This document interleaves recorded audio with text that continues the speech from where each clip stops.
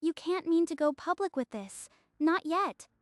We will excavate this, find rewrites everything. The ground-penetrating scan had left no room for doubt.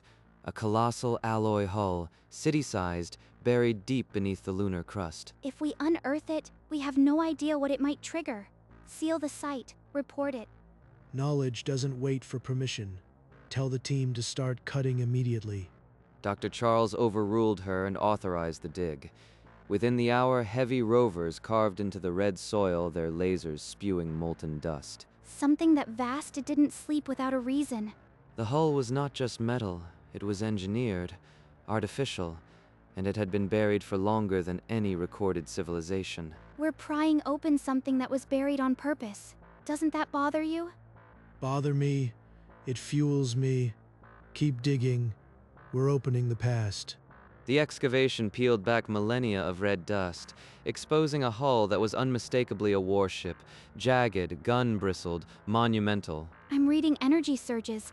The hull's power grid is reactivating. We need to stop. Stop. We've unearthed a living relic. This is the discovery of an epoch. A heavy airlock door carved with unfamiliar sigils lay open to them, a dark maw offering entry into the ship's silent heart. You're not actually going inside that thing? It's been sealed for 40,000 years. Precisely. The air hasn't been breathed in 40 millennia. Imagine what it preserved. They suited up in silence, heavy environmental packs checking seals, the low hum of the waking vessel growing louder beneath their boots. Every reasonable part of her wanted to run, but Dr. Charles was already at the threshold. The outer doors sealed behind them. The inner door split with a shudder, revealing only a column of darkness, cold as absolute zero, and the promise of an ancient grave. Forward, Margaret. The past is waiting. Their helmet beams sliced through absolute black, following a corridor until it opened into the cavernous, dust-choked space of the main bridge. Consoles ignited one by one, dust sifting from ancient vents as the bridge began to breathe again, not with a roar but with a patient, mechanical sigh. The captain's log. It's still intact. Play it. The log scrolled in harsh alien script, valorous resolve, final entry, commencing the long sleep. Countdown to reawakening, incomplete, awaiting the appointed hour. Dr. Charles, the timestamp. It's 47,000 years before the Galactic Council even existed. That's older than any recorded civilization. That would mean humanity was spacefaring while the rest of the galaxy was still crawling out of primordial soup. How is that possible? I've been analyzing the encryption. The access protocol requires a human DNA match. It's genetic, Charles. The ship is coded to human biology at a molecular level. Not just coded. The encryption wove itself into the very nucleotides, a lock and key that had been waiting for a human fingerprint for millennia. It's not a human ship from the future.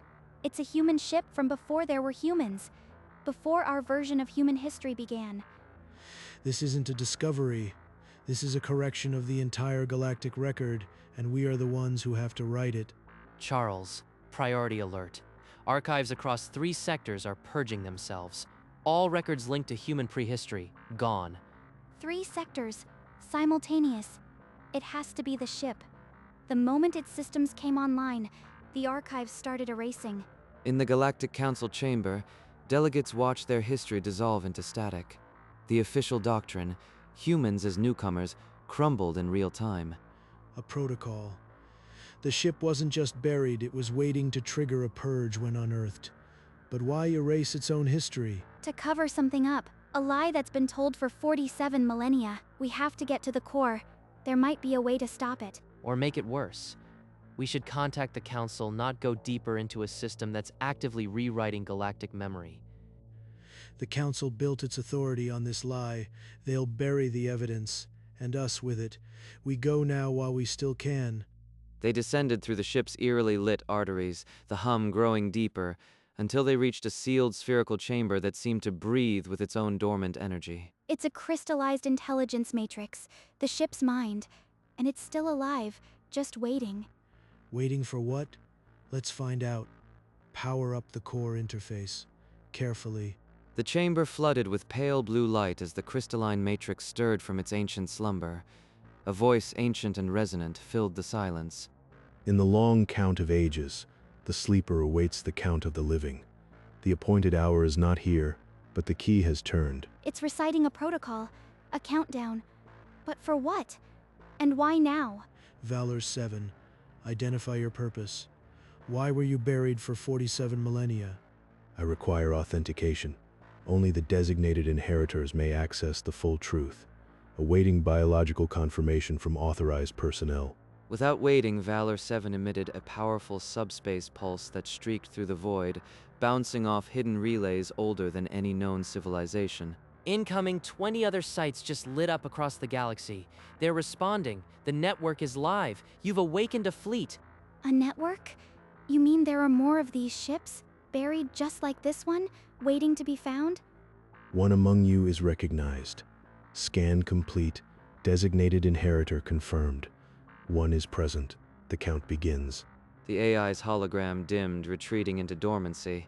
But the hum of the ship deepened, a countdown had started, and Margaret's genetic code was its unforgiving ignition. The ship's lurch was not mechanical, it was a slow, deliberate breath. The engines began to idle, sending tremors through the hull, a promise of imminent motion. It's not just recognizing me, it's calling. I can feel it, like a thread pulling beneath my ribs. Don't you feel it too? All 20 sites are now active, their energy signatures spiking. Whatever countdown this is, it's synchronized across the entire galaxy. This isn't a relic, it's a weapon system, and we've armed it. We need to consider shutting it down before it triggers something irreversible. Shut it down? Charles, this is bigger than us. I don't think it's a weapon. I think it's a census. It's counting something, and my DNA is the key to the next phase. A priority alert from the Galactic Council cut through. All activity cease. Terran cruiser and routser en route, do not provoke. Too late for that, look. Outside, space tore open with silent violence. A sleek Terran cruiser, all sharp angles and purposeful menace, slid into local space and locked position above the dig site. They're hailing us. And the dreadnought is responding. Its guns are cycling. The AI is recognizing the cruiser. The countdown continued, indifferent to the games of power. Dr. Charles stood motionless, the weight of the next moments pressing against his chest like a physical force. This is Captain William of the Terran cruiser Vigilant. Dr. Charles, you are to come aboard immediately to discuss terms of reclamation. The Valorous Resolve is Terran property. This is an independent xenoarchaeological site. We have no obligation to board. State your terms here. The ship you are standing in is a dormant Terran warship. Its awakening was anticipated. The Council has been notified. I need you aboard to prevent a diplomatic incident. Captain, let me come instead. I'm human.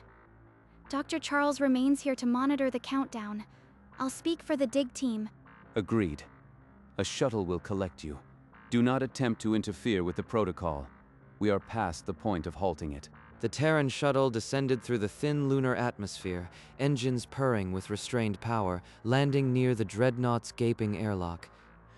Margaret, don't agree to anything that compromises what we've found. And be careful, something about this doesn't sit right. He's right, but my gut says this is the only way.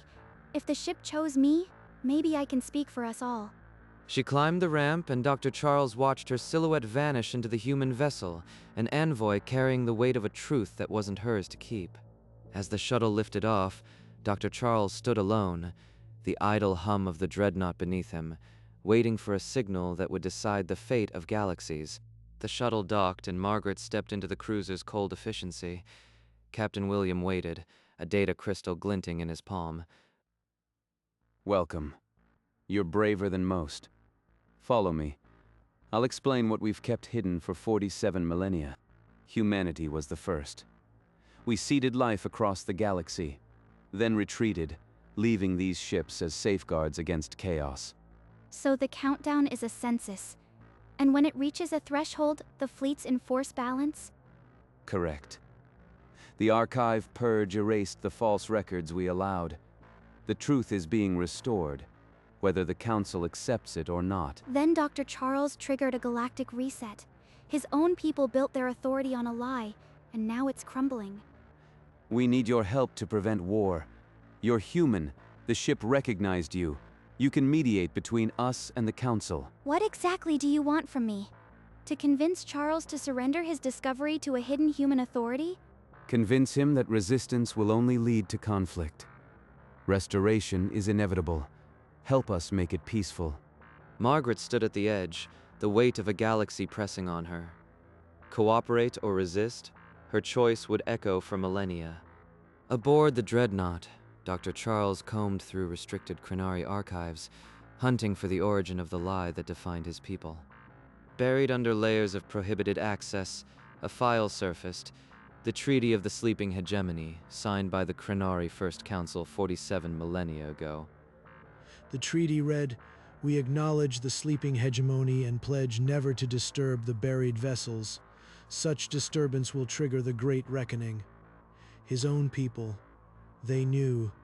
They built our civilization on a deliberate lie, that we were the firstborn, and I was their tool. He broadcast the treaty across all channels, flooding the dig team and the human cruiser with proof of the Crenari deception. Charles, the Crenari fleet just mobilized. They're sending a battle group here, claiming you've committed treason against the Council. Dr. Charles, a Crenari war fleet is about to drop out of warp. I'd recommend you make a choice quickly. Dr. Charles stared at the tactical display, the weight of his people's lies pressing. Truth or blood, the choice felt impossible. He broadcast to the Crenari fleet, "I am transmitting a treaty signed by our ancestors. We have been deceived. I will not fight to protect a lie." The Crenari fleet, in silence, drew into attack formation. The countdown continued. Margaret watched from the cruiser, her own choice now irrelevant. Margaret burst onto the Dreadnought's bridge, her face set with hard resolve, eyes sweeping over the tactical display and Charles's weary figure. Charles, you're a historian, not a martyr. The treaty proves they knew. Force the truth, or they'll bury us with it. She's right. This deception stains our whole civilization. We can't let the Council's arrogance start a war. Then we give them no choice. I'll broadcast to the Crenari fleet, demanding they stand down and honor the treaty. His fingers flew across the console, encoding the demand with the treaty data and a direct pledge of cooperation to Captain William. Valor 7, the countdown ends now. Complete the awakening. Countdown 0. The long sleep ends. All dormant vessels, IG Night. Across the galaxy, in 20 separate systems, ancient dreadnoughts tore free of their graves, engines blazing blue and orange, a synchronized roar of a returning empire. The valorous resolves surged upward, cracking the excavation pit, red soil cascading as it joined its brethren in orbit. The Crenari fleet halted, on every bridge. Commanders stared at the impossible armada materializing on their screens. The galaxy held its breath. William's voice cut through the silence, addressing the Crenari flagship directly with the calm authority of a power that had waited millennia. Crenari fleet, stand down. The hegemony awakens. Any hostile act will be met with overwhelming force. The treaty projection flooded every council chamber. The ancient line, "Humanity shall sleep until the appointed hour," seared across thousands of screens. The archives are purged. A corrected timeline is replacing the old lies.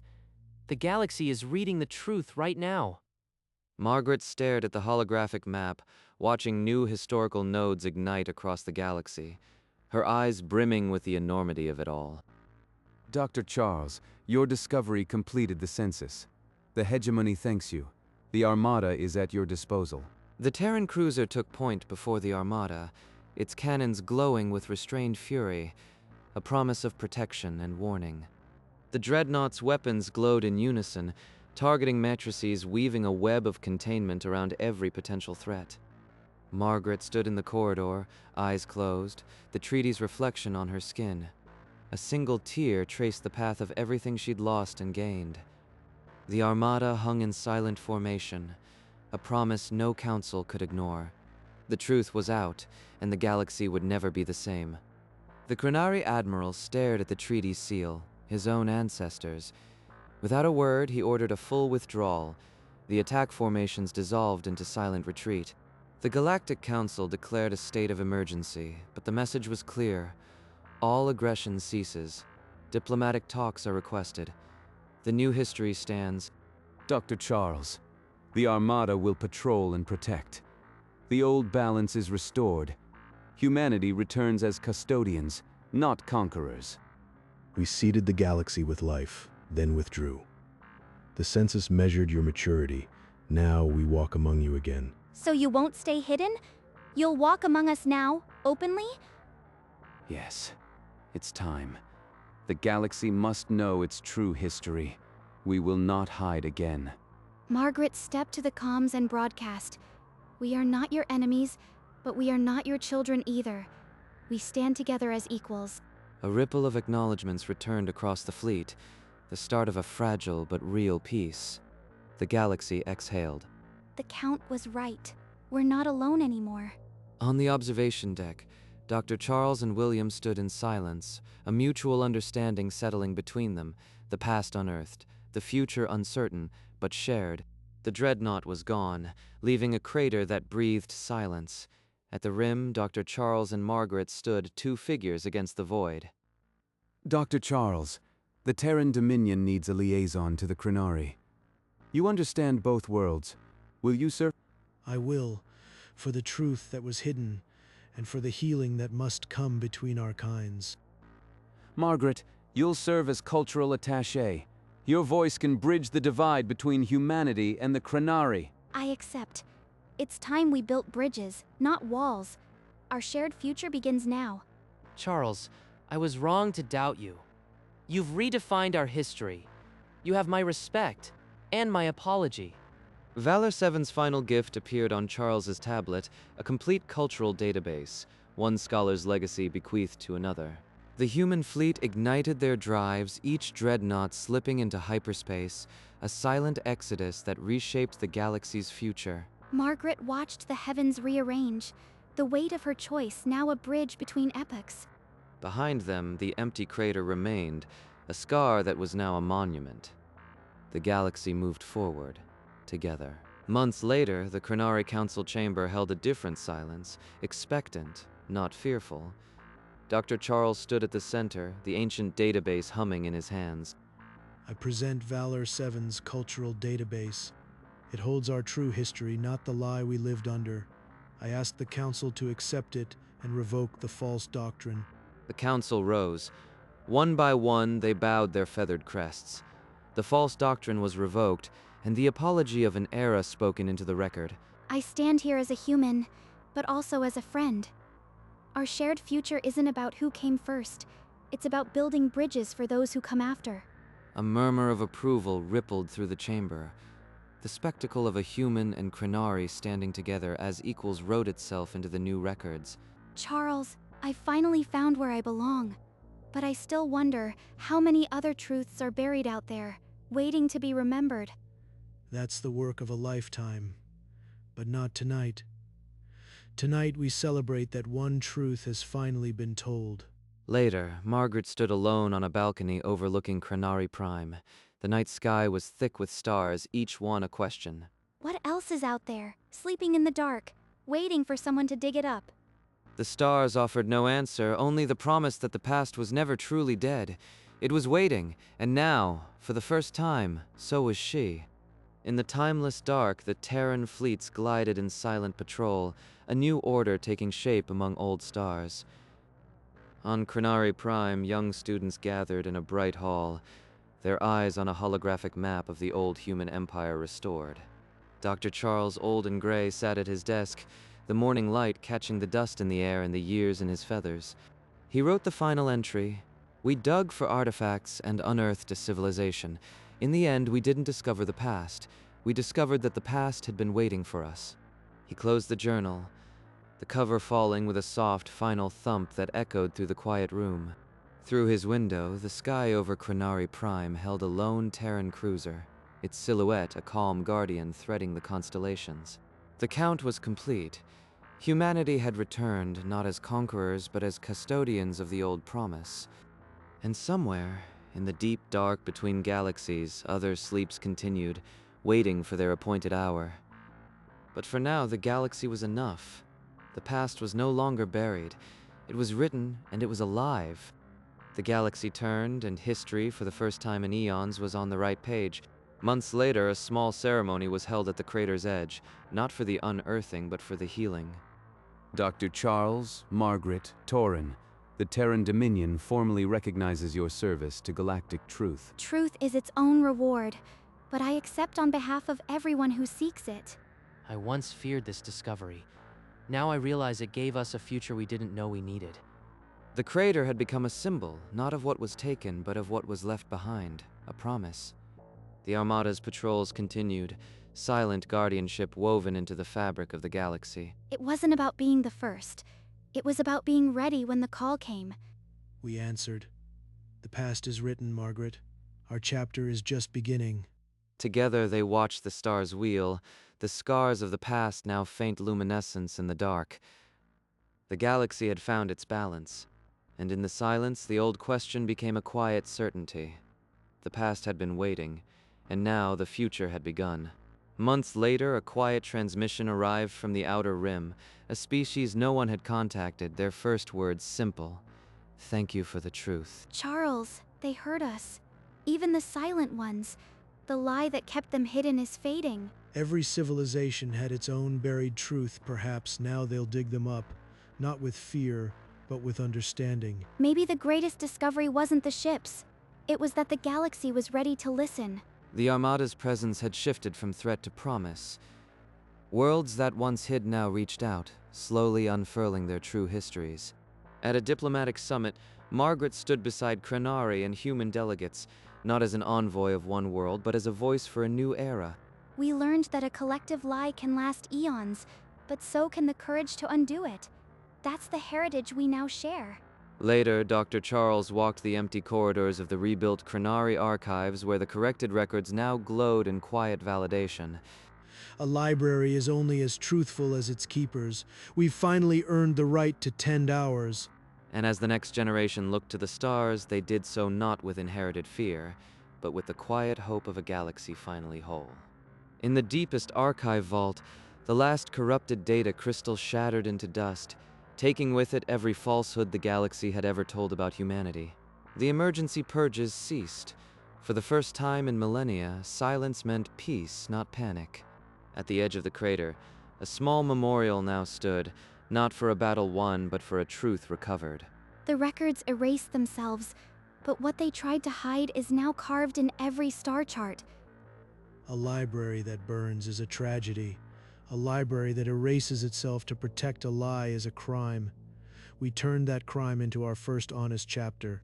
Across the galaxy, classrooms and council chambers displayed the corrected codex, humanity as the first caretaker, not the latest arrival.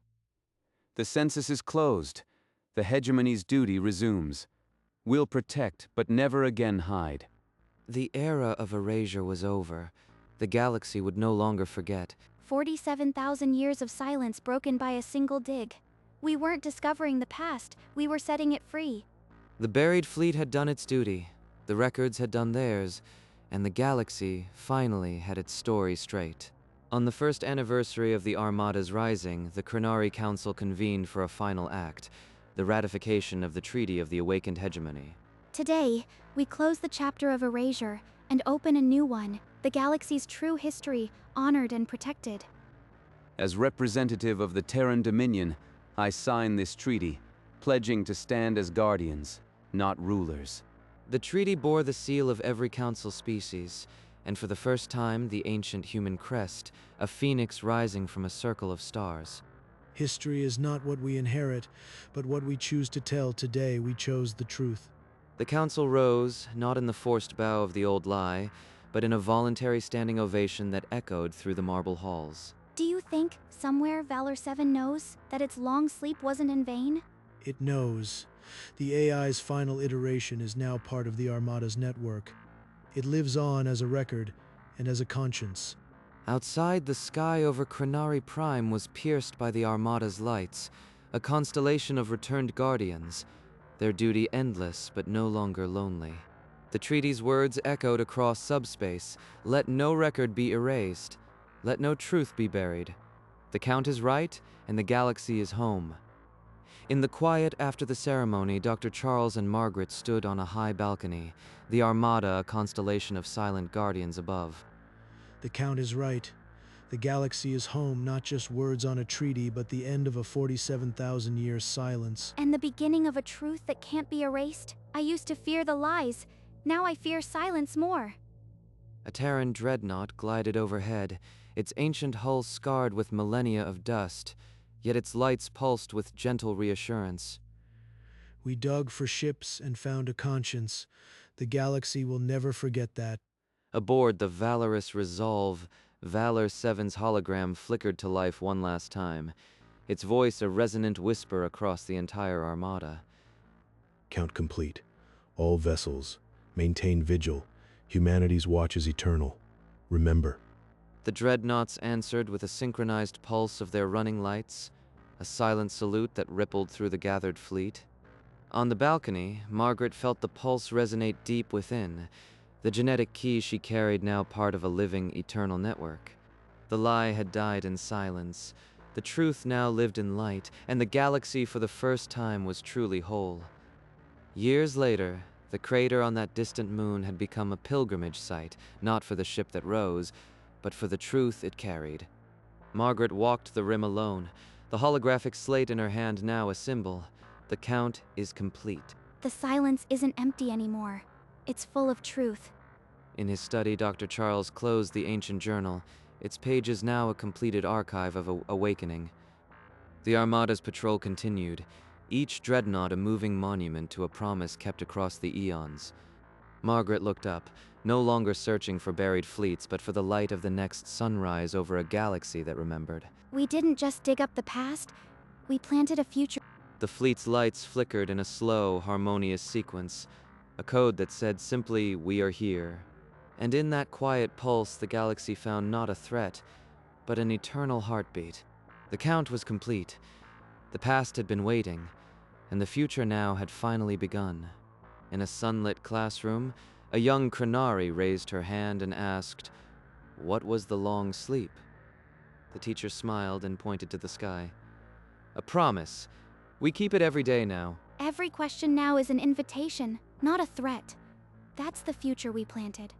The Armada's lights, steady and eternal, were the only answer the void needed. The crater remained, a scar turned sacred, where the first shovel had shattered a 47 millennia lie. And on the memorial, a simple inscription: "When the Count was right, we returned not to conquer, but to remember."